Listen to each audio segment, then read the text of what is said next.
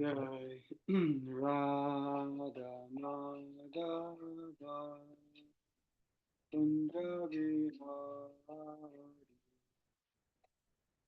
Adina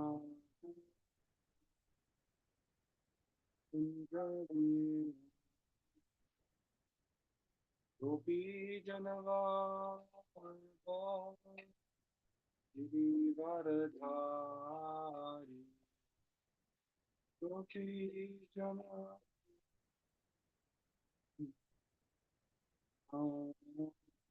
Yasodhana Raja Janarani Raja Janarani Yasodhana Raja Janarani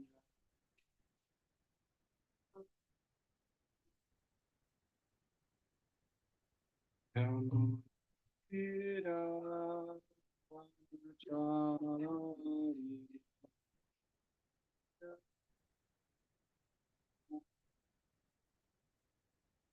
Ira Vajachari Anagana Ayarada Madhava Kunda Vihari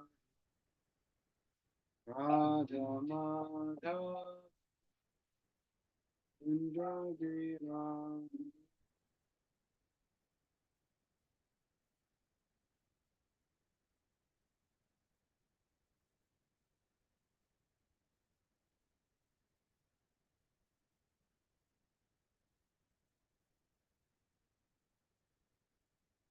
Om Namo Bhagavate Vasudevaya. Om Namo Bhagavate Vasudevaya. Om Namo Bhagavate Vasudevaya. Narayanam Namaskritya Naram Chaiva Narottamam Devim Sarasatim Vyasam Tato Jayamudhirayat. Anupam Prabhu? Yes. Sorry to disturb. I think we're having some difficulty hearing. Oh. Louder. Speak louder? Yes. Okay. Okay. Thank you. Yes. Okay, 1068.1. Shri Shuka Uvacha Duryodhana Sutam Rajan Lakshmanam Samitim Jayaha Swayamvarastham Aharat Sambojambavati Sutaha. Shri Shuka Uvacha Duryodhana Sutam Rajan Lakshmanam Samitim Jayaha Swayamvarasthamaharat Sambojambavati Sutaha. Would anybody like to chant?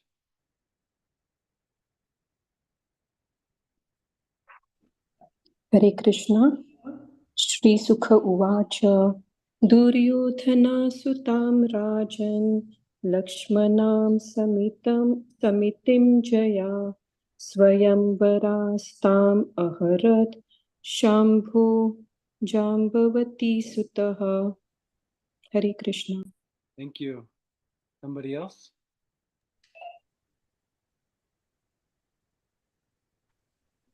Shri Sukha Uvacha Duryodhana Sutam Rajan Lakshmanam Samitim Jayaha Swayamvarastham Aharat Sambo Jambavati Sutaha. Thank you. One more.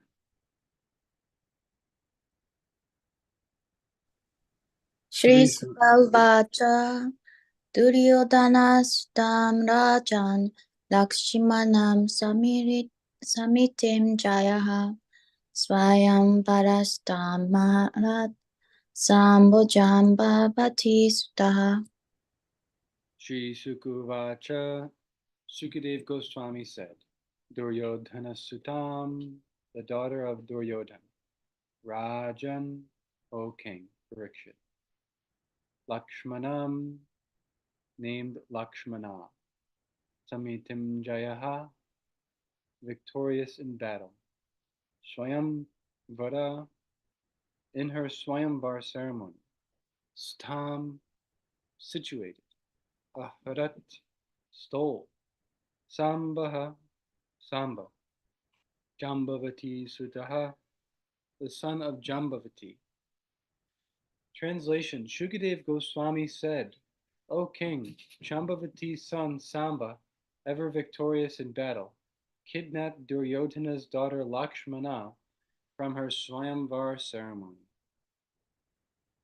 Purport: in Krishna, as in Krishna, Supreme Personality of Godhead, Srila Prabhupada explains this event as follows. Duryodhana, the son of Dhritarashtra, had a marriageable daughter by the name of Lakshmana. She was a very highly qualified girl of the Kuru dynasty, and many princes wanted to marry her. In such cases, the Swayamvar ceremony is held so that the girl may select her husband according to her own choice. In Lakshmana's Swayamvar assembly, when the girl is to select her husband, Samba appeared. He was the son of Krishna by Jambavati, one of the chief wives of Lord Krishna. This son, Samba, is so named because, being a very bad child, he always lived close to his mother. The name Samba indicates that this son was very much his mother's pet. Amba means mother, and Sa means with. So this special name was given to him because he always remained with his mother.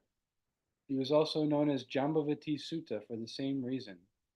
As previously explained, all the sons of Krishna were as qualified as their great father, Lord Krishna. Samba wanted the daughter of Duryodhana, Lakshmana, although she was not inclined to have him. Therefore, Samba kidnapped Lakshmana by force from the Swayamvar ceremony. Om Ajnanatimanandasya Gyananjana Shalakaya Chakshur Unmilitam Yena Tasmai Shri Guruve Namaha. Vanchakalpatarubhyascha kripa sindhubhya eva cha patitanam pavanebhyo vaishnavebhyo namo namaha. Jai Shri Krishna Chaitanya Prabhu Nityananda Shri Advaita Gadadhar Shivashari Gaur Bhaktivinoda. Hare Krishna, Krishna Krishna, Hare Hare, Hare Rama, Rama Rama, Hare Hare. Anupama Prabhu, we have a Yes. guest here. Our friend Alice is here. This is the first time she's ever been to class. So you might want to adjust a little bit, not Okay. get too deep in the Sanskrit and stuff, okay? Well, thank Thank you, you. Alice. Okay, She's been doing a lot of nice service. that's big. Doing service is big. I found that in my own life, it's been about 10 years now since I first joined, so to speak, the Krishna consciousness movement when I was 17 or so. And it's been a long haul.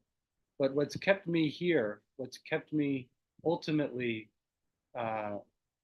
close to Krishna, in a sense, is service. And I found to the extent that I have a service that's mine, that I'm owning, to that extent I feel supported and cared for and nurtured and fortified in my Krishna consciousness.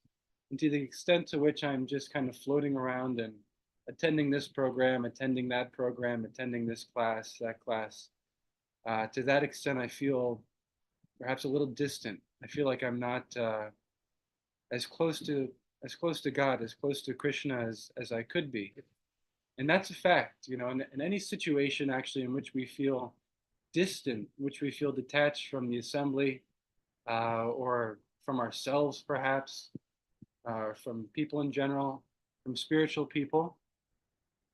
In any case in which we find ourselves feeling that, if we just get some service, then all of a sudden we're in the inside crowd. I think we've all perhaps experienced that. You know, we could be at some event, some program that we don't really know anybody, say, so we're just kind of on the periphery and not really jiving, not really assimilating into the vibe, you know, into the space, into the crowd. But if we go up and ask, hey, can I help, you know, set this up with you guys, or can I help, you know, is there any service for me? Can I be of service anyway? Then all of a sudden we're an insider. We're no longer just this guy or girl who's just kind of like on the outside trying to fit in. Now we're past like the initial threshold, you know, of people, and we're actually in the inside crowd. You know, we have a job, we have an identity, we have a connection to the thing. And so that's also very applicable in Krishna consciousness. And I've seen that not only at, say, festivals or big events, but also just in general, in life in general, in Krishna consciousness in general, that when we have a service, then we have an identity, we have a connection to something very essential, to something very real. And through that connection, then everything changes. We feel fortification, we feel connection, we feel empowerment, we feel inspiration, and ultimately we realize longevity in our trek towards enlightenment, towards spiritual enlightenment. So it's very important to have a service. My spiritual master, His Grace Vaisheshika Prabhu, even coined the term, your seva will save you. Your seva will save you. And that's something that I've definitely experienced. So any time in which we're feeling disconnected, any time in which we're feeling weak spiritually, if we just find that seva that connects us to the in crowd, connects us to Krishna, to Lord Chaitanya, to their devotees in a real way, then all of a sudden we'll find our lives transformed. And the proof is in the pudding, so to speak. Bhima Prabhu, do you have a question or a comment?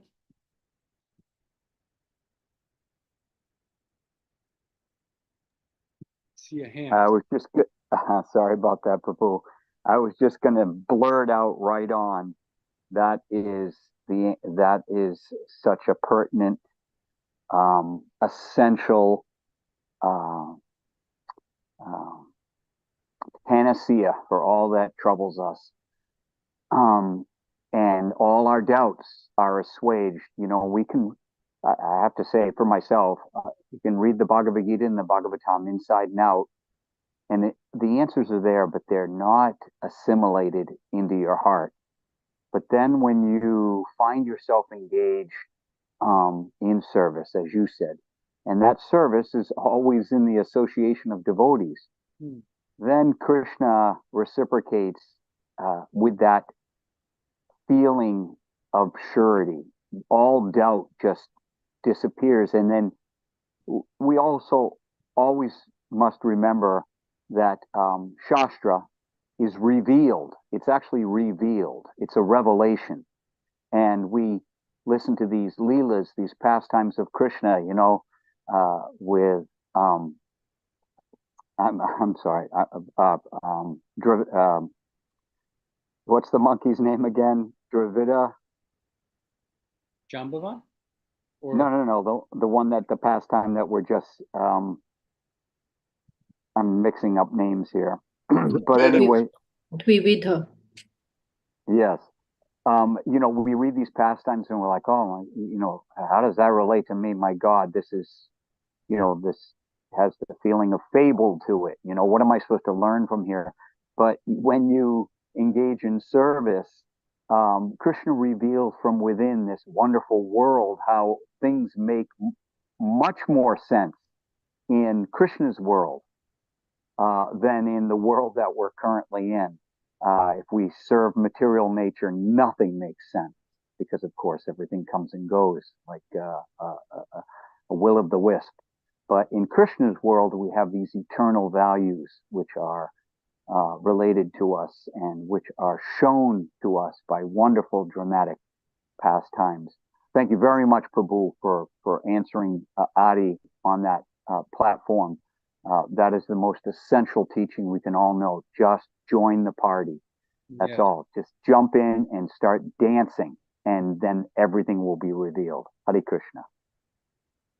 It's true, yeah. A lot of the times people associate spiritual life with just kind of relaxing, going to the forest, sitting in meditation all day, even going to India and just kind of forgetting about the rest of the world and, just finding your own peace within and just living a very relaxed life. But in reality, what we've actually seen in the scriptures is no, that's never the case. The Bhagavad Gita is based on the premise that that is not the case. Arjuna is saying to Krishna, Arjuna being a warrior, who's about to do his duty, as a warrior to fight, for religious principles, for what's right. And he says to Krishna, I think I just want to go to the forest and forget all this and not have to do this and have to deal with all this stressful situation. I just want to go to the forest and meditate and be peaceful. And Krishna says, no, but actually to really attain enlightenment, to really go deep into your relationship with me, with God, you need to do your duty. You need to fight. You need to, as Ramroy Prabhu once told me, you need to get off your butt and be compassionate to the fallen conditioned souls. That's a direct quote. You can't just sit around. That's where is that authorized? Jesus Christ didn't just sit around once he, once he realized, his relationship with God and everybody else's relationship with. He didn't just sit around and just meditate. He was on the road. He was making disciples. He was teaching them. He was helping. He was setting up a legacy so that they could teach others. Anupam, Yes. what if I'm introverted? I always thought of myself as kind of an introvert, but somehow or other I'm engaged in distributing books and talking to random people on the street and teaching them about spiritual life. And so you'll find that this isn't something that is um, curbed by our own mind and senses in the way that, say, a career path or what you choose to study in school might be. Because this is completely transcendental, because this is beyond the mind and beyond our temporary coverings, temporary coverings of the soul, even an introvert can become extremely empowered to be, in one sense, extroverted and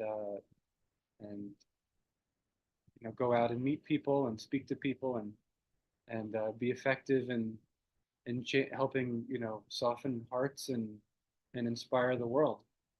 A lot of the great sages in the Bhagavatam we see would be considered introverted, but because they're empowered by Krishna and by their service given to them by their spiritual master, then they're able to affect change in the hearts of people and ultimately change the world. My favorite example of this being Bharat. Bharat Maharaj was a great king, and then he became attracted. Anyway, it's a long story, but he ends up in this body of this person who is introverted, doesn't speak to anybody, doesn't want to speak to anybody, is even considered perhaps mentally ill by people around him, is criticized and ridiculed and tormented by his own family members and others as well, public, just for being not talkative, basically, and not kind of fitting in to the general paradigm. But he's also greatly empowered. And when the time is right, when he's called to do some service, in affecting change in the heart of one particular king, then he speaks for an entire chapter, for what could be considered probably about, I don't know, 30 minutes to an hour, just gorgeous, beautiful, intricate,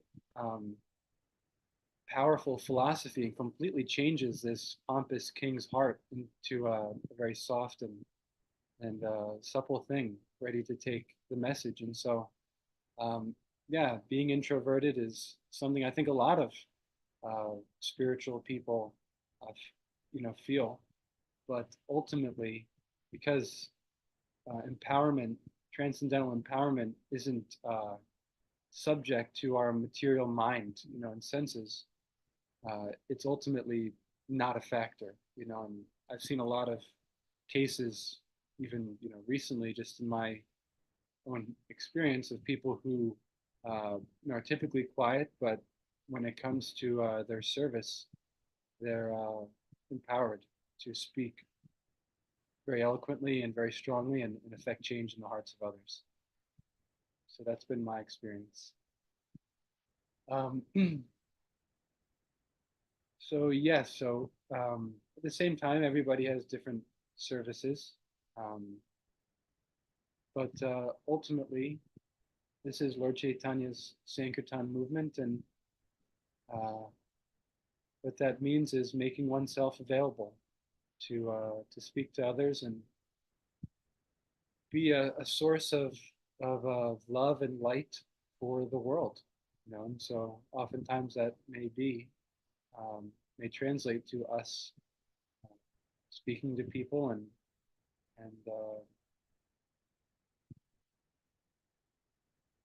being a place that people can go to for counsel. So Krishna will empower us to speak if needed. All we need to do is develop the service attitude. That's most important. Vasudeve Bhagavati Bhakti Yoga Prayojita Janiyat Yashuvairagyam Gyanam Chayadahoitikam. But simply by performing service, by developing this service attitude and carrying out this service, this devotional service, one immediately acquires causeless knowledge and detachment from the world. So empowerment comes with that service attitude. And by this service, a great service is done. Sevaya Vipra Punya Tirtha Shevanat, these great souls, if we perform service to the great souls, then all that is troublesome to the heart and to the mind is almost immediately destroyed, and irrevocable, loving, devotional service is established as a fact in the heart. So, in other words, by developing this service attitude towards Krishna, to the devotees, then all that is troublesome to the heart and, by proxy to the mind, is ultimately destroyed.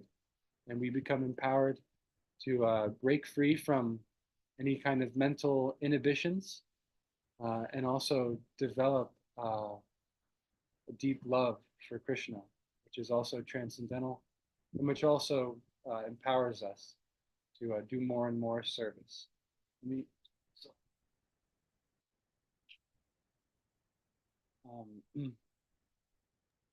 Thank you, Anupam. Thank you so much. A very satisfying answer. It is beyond the mind. We need to get out of our head. And empowerment comes, like you said, once we commit ourselves to service, then empowerment will follow. And it's not up to us, it's up to Krishna and the Guru. They are the source of our qualification. Ultimately, we're just committing ourselves and doing our humble best, whether we're introverted, extroverted. Yeah, cool. Thank you. Thank you. What's that quote from the Bible?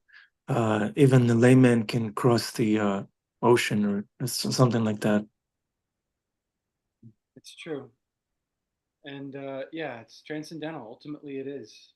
People ask, how to reconcile these things. It's miracles. Miracles are possible in connection to Krishna. How is the rope trying to bind Krishna and the Damodar Lila always 2 fingers too short? It just was.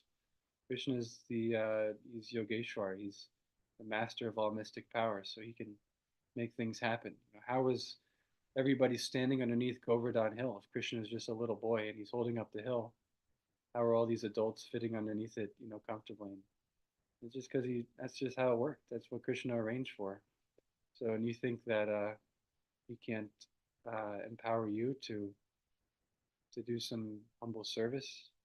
Forget about it, as we say in New York. He's got you taken Yeah. care of. Yeah, I'm looking at Jeffrey Eckler, and he's normally quiet, but when it comes to discussing the Bhagavatam, he speaks like a lion. He shreds the absolute truth.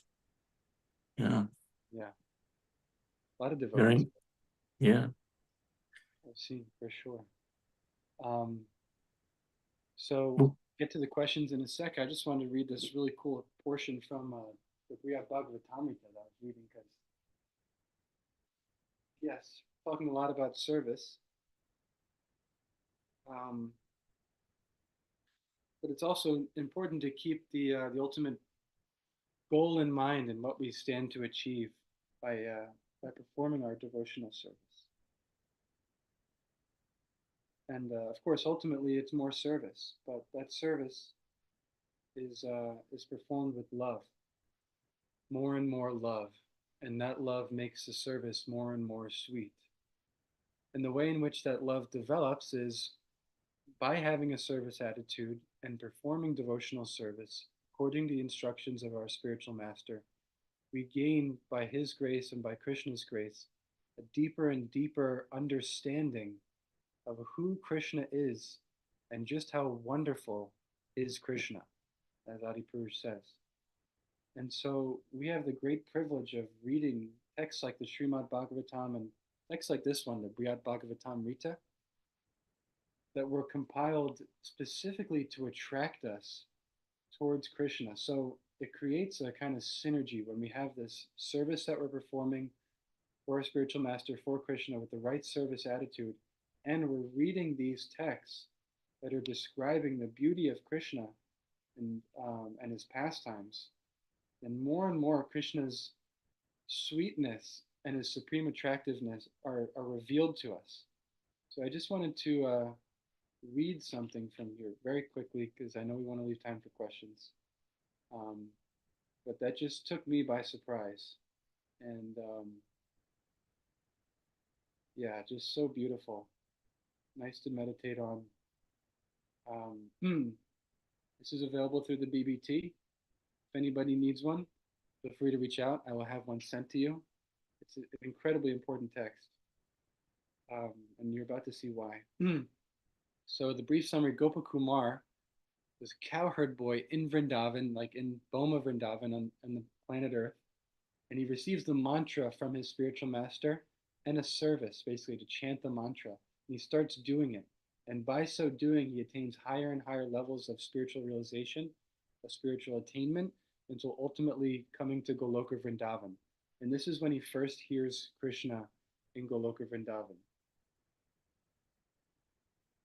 So we're waiting for Krishna to come back from the forest. And then all of a sudden, you hear something, and you see one of the old gopis pointing towards the forest. Sri Gopakumar said, as if anointed by a downpour of the purest nectar, I gazed with one pointed attention down the path that the old lady had pointed out. The sheer force of my ecstasy had frozen my thighs, but with some effort I moved on, and I heard from afar a certain sound. Mixed with the mooing of cows, it was the supremely attractive murmur of Krishna's enchanting flute. That sound, sweet melodies of sportingly played notes, diverse with musical embellishments, was like nothing ever heard in the material world. Its attractive force at once overwhelmed everyone in the cowherd village. And mind you, they hear this flute every day, but still, this force at once overwhelmed everyone in the cowherd village. By the power of that sound, a sap flowed in a downpour from the long rows of trees. A flood of tears fell from the eyes of every embodied being in the village of the cowherds. A shower of milk rained from the breasts of all Krishna's mothers, even the elderly, and the rapid currents of the Yamuna suddenly stood still. I didn't know, listen to this, I didn't know whether that flute gave out poison or the nectar of immortality. whether its sound was harsh like thunder or soft like water, hotter than blazing fire or cooler than the moon. I couldn't tell, but that sound drove all the Brajvasis mad. All of them were utterly bewildered. Then I saw some women of Braj come out of their homes, bearing in their hands the things needed to greet Krishna with worship. Others who passed by held ornaments and offerings of food on their heads. Other ladies, ignoring everything around them, ran toward the mingled sounds of the mooing of the cows and the song of the flute. In the frenzy of love for Krishna, the ladies stumbled down the path. Some ladies ran with their ornaments in disarray. Some could hardly keep their belts and hair tied. Some stayed in their homes, stunned like trees, and others fell unconscious to the ground.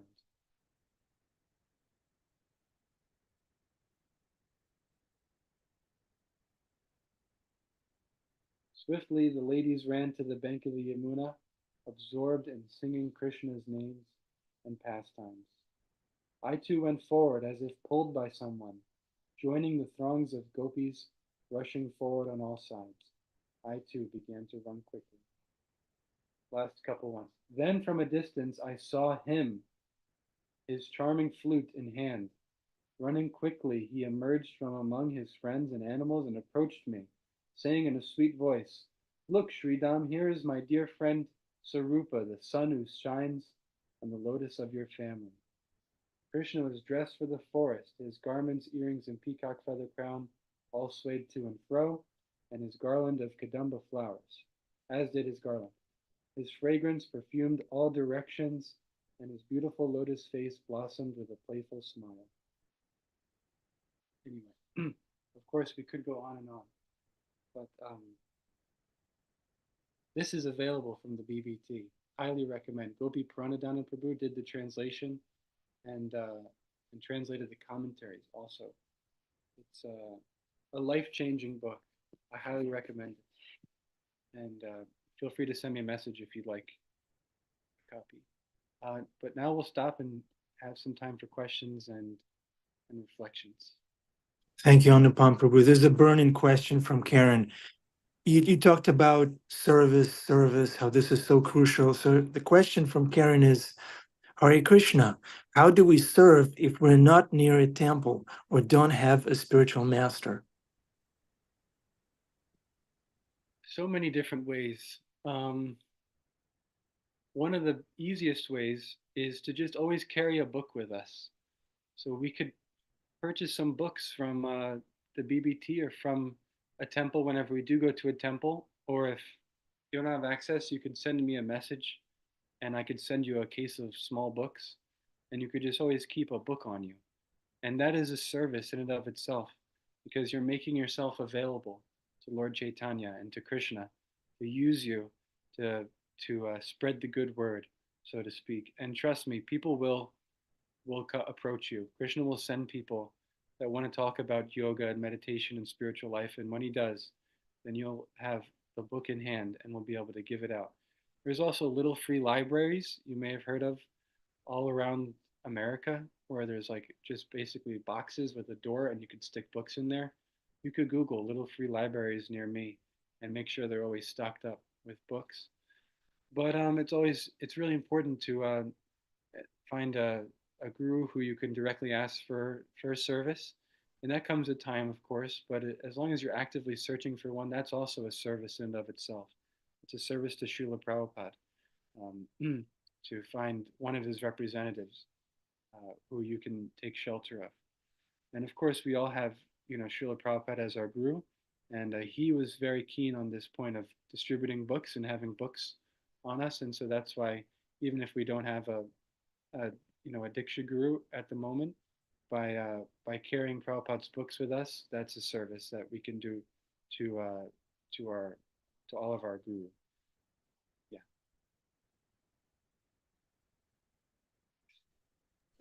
Thank you, Anupama Prabhu.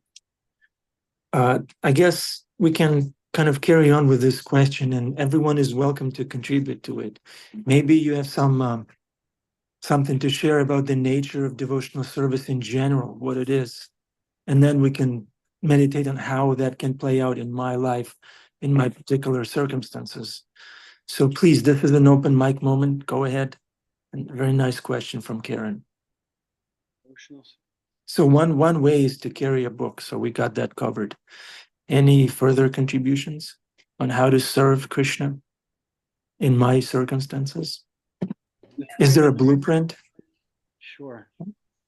The primary ways are outlined in the Bhakti Rasamrita Sindhu. Shravanam, Kirtanam, Vishnu are the are what we can focus on, especially in the beginning, as we're really developing our our understanding of service and of Krishna consciousness. So hearing and chanting about Krishna, so essential. And there's so many different outlets through which we can perform these two services. Hearing about Krishna can be done um, through YouTube, through SoundCloud. There's so many classes about him. Hearing kirtan is also hearing about Krishna. So many beautiful kirtans on SoundCloud, on YouTube, and now, of course, on Spotify, Apple Music.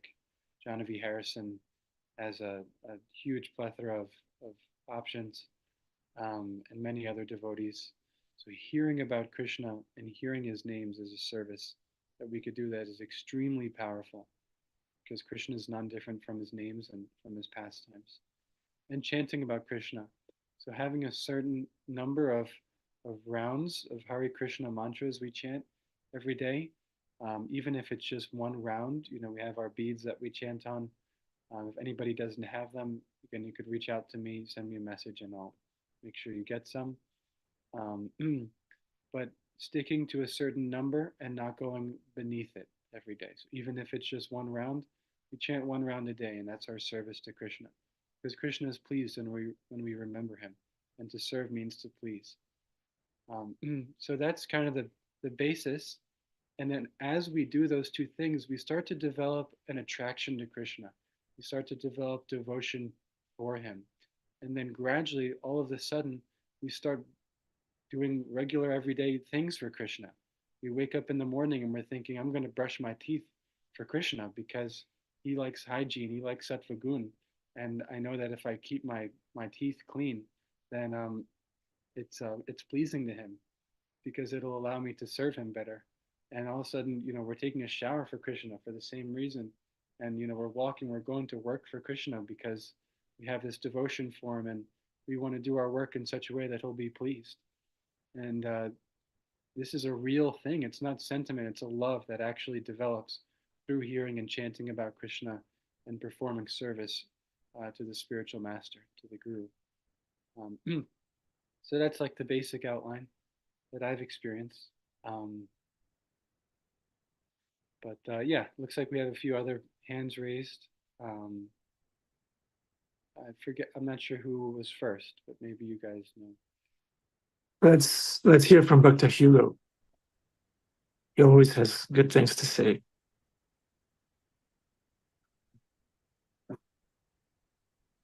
He always has good things to offer to Krishna in the kitchen. Hare Krishna. I do my best, Prabhu. Anupama Prabhu, thank you very much for class. I very much appreciate the very first point that you raised in class, which was about this importance of specific service. How in the beginning, one is coming to the temple or one is attending events and they're kind of there. But then it's once someone actually gets into a specific service that they can call their own, that's when one becomes part of the inside crowd. And I've gotten to reflect on this many times over the years because I came into Krishna consciousness through the Bhakti Yoga Club at the University of Colorado Boulder. And at first I was a member of it, and then pretty soon I was the leader of it, and I was facilitating it. And over the years, I've gotten to see how there were many people who were very deeply involved in the club. Some just kind of faded away and dissolved, and we just didn't hear about them again. Some of them would come week after week after week. They came to the temple, but then one day they disappeared, especially when COVID happened. And then there were other people that, like now, 5 years later, 6 years later, they're strongly engaged in devotional service, and Krishna is a central part of their life. And when I observe this, I see consistently, it's like, yeah, those people who actually took something up, they came to the temple not just to sit there, but to actually go in the back and help with the cooking, help with the cleaning, those students who took up leadership in the Bhakti Yoga Club did something to try and share it with others to create events. Those are the ones who became strong.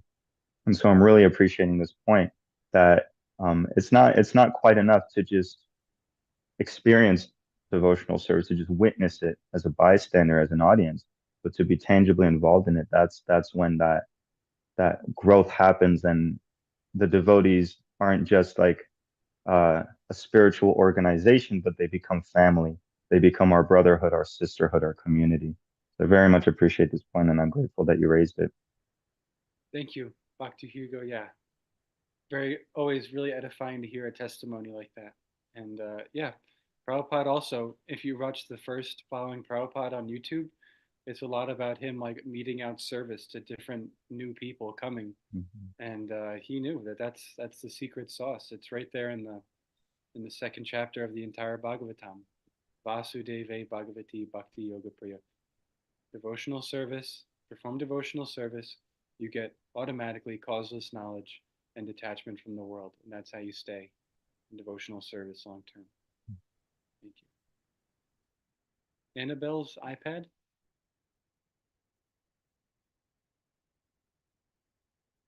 Hi. You have a question? You guys are muted.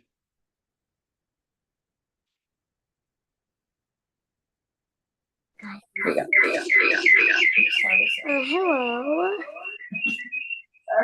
Oh, hello. I was wondering, well, when I'm doing my devotional service, I always have someone interrupting me, and that's a little hard. So I was wondering how I can deal with that. Is that Isaiah who's interrupting you? Most of the time. Okay. All right. There he goes, right on cue. Yeah. Well, think of it like lifting weights, you know. Devotional service often has obstacles in front of it, but those obstacles are meant to help you get stronger. You know, like if it was just easy all the time, then it wouldn't make you stronger. Just like when when you're lifting weights, maybe you haven't ever lifted weights before, but the way it works is, you lift weights, and then that tension that's created. None of you already stop laughing. The tension that's created creates muscle. Basically, it makes you stronger. And so, in the same way, when we perform devotional service and there's some obstacles, that tension that comes from that makes us stronger. Whereas if it was just always easy all the time, then we might just be a kind of fly-by-night devotee. And but in anything, obstacles, if we power through them, they make us stronger. So you seem like a very strong devotee. So I'm sure that you'll grow more and more. And yeah, think of it as grace. Think of it as Krishna giving you an opportunity to get stronger in your practice, in your devotional service. Give Isaiah devotional service. He wants to be. Yeah, give Isaiah some service to do. Yeah, He wants to be included.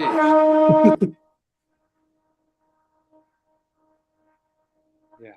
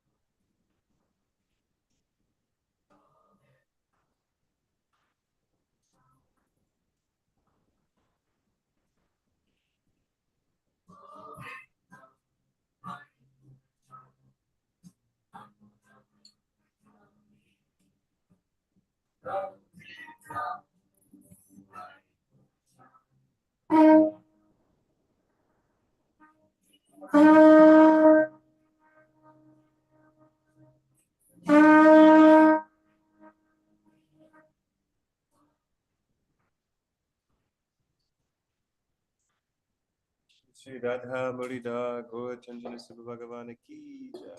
Shri Srila Prabhupada ki. Jai, welcome to the Afterglow. Anupam Prabhu, you have a few minutes? Yes. Okay. All right. Bhima Prabhu, you had your hand up. I already spoke, Prabhu. I'll put it down. Okay. Dear devotees, open mic. Go ahead. Unmute yourself. If you have anything to say. If you don't, then just say, how wonderful is Krishna. Annabelle, can you unmute yourself and say how wonderful is Krishna? Yeah. Krishna is awesome. Good. Krishna is awesome. All right. Any questions, any comments? Anyone? Hello. Hello, is it, hold it. Let me read it. Oh, it's Hare backwards. Krishna. Hare Krishna. Krishna Krishna. Hare Hare. Take notes, dear devotees. Hare Rama, Hare Rama, Rama Rama, Hare Hare. This is a very important message from Annabelle. Thank you. Do you know what it means, Annabelle? You know what this mantra means?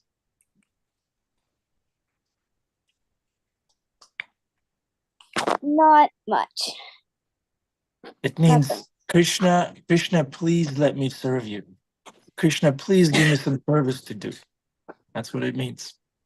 And you're already doing that, Annabelle. Thank you so much. You're such an inspiration to this class. You're starting early on your path of devotion. That is very inspiring. Okay.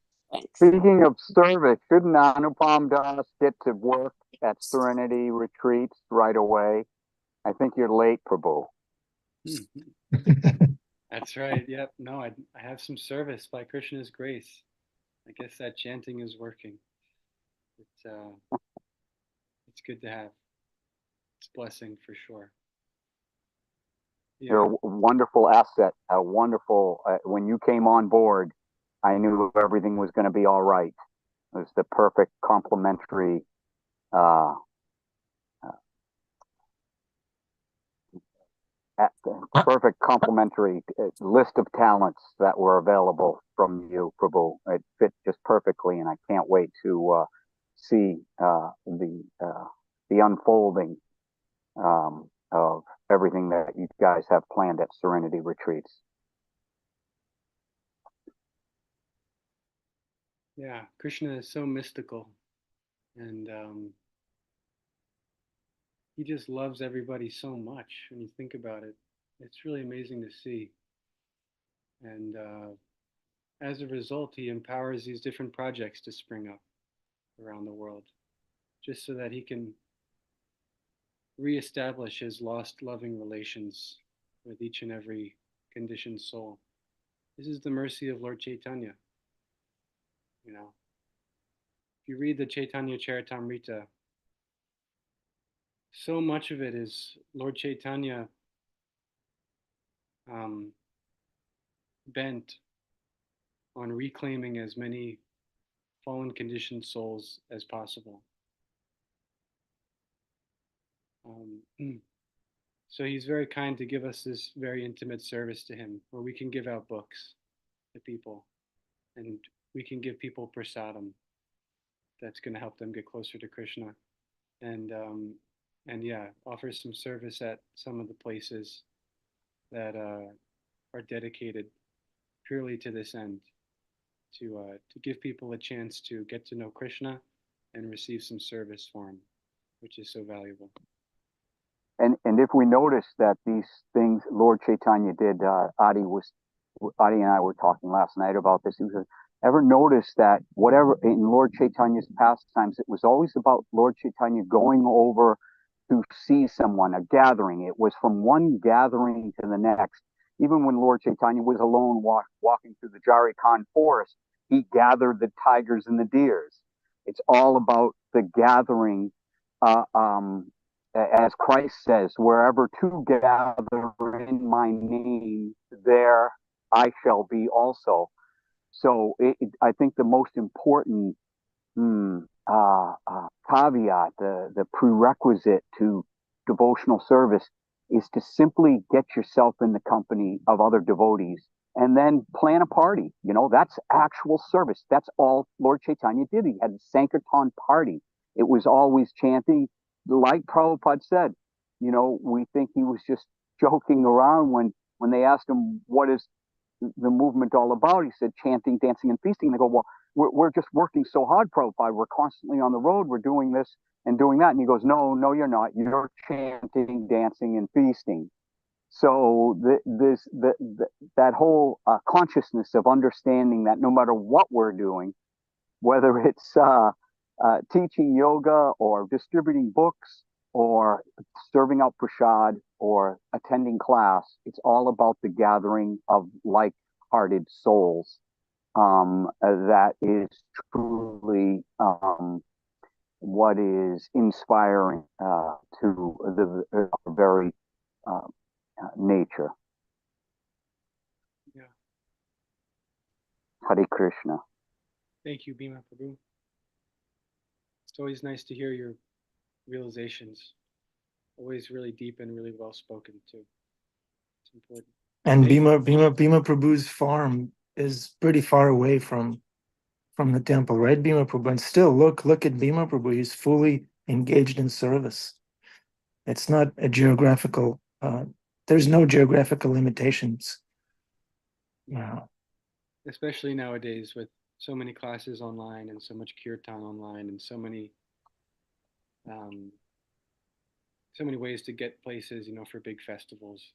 You know, when this class ends, and this is the truth, when Ananda Vihari goes, okay, that's it until tomorrow, Hare Krishna, and then the class ends, and then all of a sudden I'm back in the world again, and because I'm not surrounded by the devotees, and I wait until the next morning to take. It's sort of like coming up for air.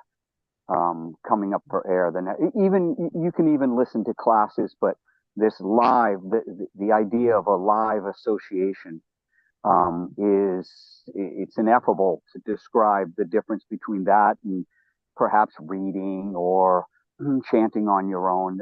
That's all wonderful service, and that actually strengthens you. But just gathering in any way, shape, or form, two dimensionally, as in the Zoom calls, or three dimensionally, or let us just say four dimensionally, as in the gathering of devotees at the temple or and festivals. It's just a wonderful thing, and I'm so grateful to have the association of all you wonderful devotees, especially the kids. Because when I hear the kids' voices, it reminds me of what the spiritual world is all about. It's about this simple, sweet, understanding, and just no doubt an acceptance of why wouldn't Krishna be my best friend? Why wouldn't Krishna be my best playmate? And having the kids on this call really puts things in perspective. Hare Krishna. Yeah, Bhima Prabhu. Thank you. Thank you, Anupam Prabhu. Yeah, Bhima Prabhu is a man with a chainsaw and a beard who lives in the woods, and he seeks the association of kids. And he's eager to hear from the kids about their realization in bhakti. Isn't that wonderful? Wow. Yeah, dear devotees, the home assignment when you go to bed tonight, you have to have a checklist. Did I chant Hare Krishna today? Did I take prasadam today? Did I dance in kirtan today? Did I treat somebody nicely on behalf of Srila Prabhupada, thus sharing bhakti with them? Did I open the pages of the Bhagavatam today? Did I do this? And then you'll see your life is actually full of service. Right. And if we do it fully too, not begrudgingly, but we really feel like I'm going to give myself to this reading right now, I'm going to give myself to this chanting right now, then all of a sudden, instead of it becoming an obligation, it becomes like, wow, this is my sustenance, this is my food, this is how I actually survive day to day. And you'll get a lot out of it. There's no doubt, because Krishna is there. It's just about our attitude in approaching him, and approaching our reading, and approaching our chanting, and then we can feel that he's there. One time, Prabhupada asked some of his senior disciples, how do you know that Krishna is real? And so one of them said, well, it says in Bhagavad Gita that, I'm the Supreme Lord. Krishna said, yeah, but that could just be some book. And so then someone else said, well, no, you're telling us, you're the spiritual master, you're the bona fide spiritual. So you're telling us Krishna's God and he's real.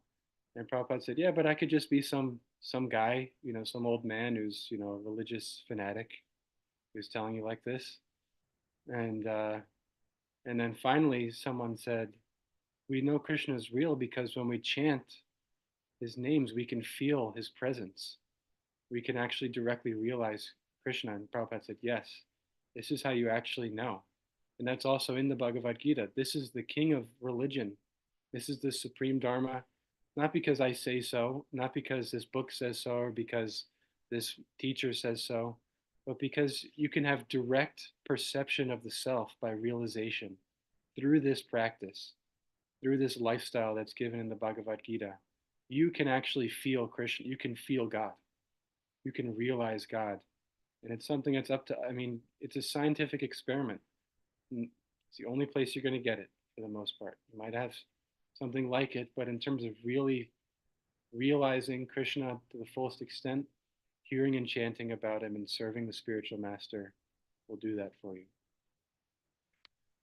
Looks like Neha had a question, pertinent one. Question, Hare Krishna Prabhu, is he still here?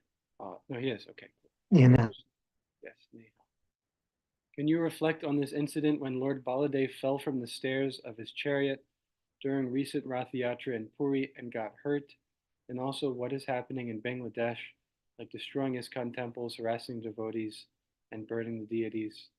I meant to say, what kind of Leela is this of the Lord? Please help us understand. Yeah, it's so tough. It's so difficult, so heart-wrenching. It is a fact that we are in Kali Yuga, and this happens. There are demoniac people in the world who attack Krishna and attack the devotees. That's all over not just the news, but it's all over the Bhagavatam, all over the Bhagavatam, all over the CC. So we shouldn't take it as like, oh, well, this doesn't go according to, what we've read, or what we've heard. No, it's there. It's there in the Bhagavatam when Krishna gets attacked, or when somebody disrespects a devotee. It's there in the CC where devotees are harassed. Look at Haridas Thakur. So this does happen. Why it happens, why anything happens, it's always for the greater good. It's always so that people can get closer to Krishna. Is Krishna actually physically harmed when people attack his deity? Of course not. Krishna is transcendental to any kind of mundane wranglings by some mundane person or some mundane circumstance. Ultimately, why it happens, it's different for everybody, right? Just like in the spiritual world, when Krishna is doing something, when something happens in Goloka Vrindavan, it has a different effect on every single person there, right? Everybody is watching Krishna perform a certain lila, but it's manifesting differently to each individual person according to their relationship with him. And so in the same way, when things like this happen in the material world, we say, why? Well, it's different for every single individual person. For certain people, like you could think of the Kaliya pastime, when Krishna was in the coils of Kaliya, people, the heights of love that his devotees felt for him were were were raised to the highest extent. People, you see there, people were standing on the banks, stunned, crying, unable to move. Some of them, the love that stirred up in their hearts for Krishna was inconceivable. So much more than just everything going well with him. And so that's part of the Leela, is that sometimes Krishna appears to be in danger, or is apparently harmed. It increases the affection that the devotees have for him. So for a lot of devotees, that could be the case in these scenarios. If a deity is harmed or something like that, that it increases the love that they have for him, for the deity. Yeah, of course, devotees getting harassed, different in each case, but ultimately we have to trust and understand that it's for everyone's ultimate ascension towards pure and purer degrees of Krishna consciousness. But yeah, it's very difficult to hear about still. But we shouldn't get discouraged or feel like, oh, well, that doesn't make sense, or that's not according, that doesn't jive with, what else we've heard, because it's not true. It does jive. Deities have been in CC, deities are buried in the ground, thrown in a bush somewhere when they're attacked, or devotees are harmed, so it's not like this is meant to be, it's not like we should consider this some like enigma that didn't happen, in any of our sacred texts. It does happen, and why it happens, it's different for each individual person. But with proper tact and understanding them, we see that it is ultimately for the greater good of bringing people closer to Krishna. But other people may have some comments as well. Or Thank you, Anupam Prabhu. If I remember correctly, when Srila Prabhupada was here, when he was physically present here, he was challenged by somebody in India. This person asked, "Why was there? Well, are you going to go to Pakistan to open your temple? You're going to go there?" And but then there was a war going on, like a civil war of some sort happening, and Srila Prabhupada advised Brahmananda Prabhu not to go, not to do it. He was concerned for the physical safety of his devotees. And there are letters where Srila Prabhupada expresses concern over this, and he told Brahmananda and other devotees to get out of there, of those dangerous situations. So we're not reckless or masochistic or impractical, but yeah, like Anupam Prabhu explained, there are multiple layers at which we can think of those things, and we need to seek guidance from devotees like Anupama Prabhu, He's the spokesperson for the movement, and I'm going to look up his statement. Maybe there's a statement on behalf of ISKCON in regards to those events that are tragic and heartbreaking. Okay. All right. Don't be discouraged, like Anupama Prabhu said. Don't be discouraged. Keep pushing. Sign up for some service and make advancement in your time, place, and circumstances. There's no impediment of any sort. Hare Krishna, Anupama Prabhu, wonderful class. Thank you so much. Thanks everyone for participating in this group. We need you. We love you. Come again tomorrow. Annabelle, give some service to Isaiah, okay? And report back tomorrow. Okay.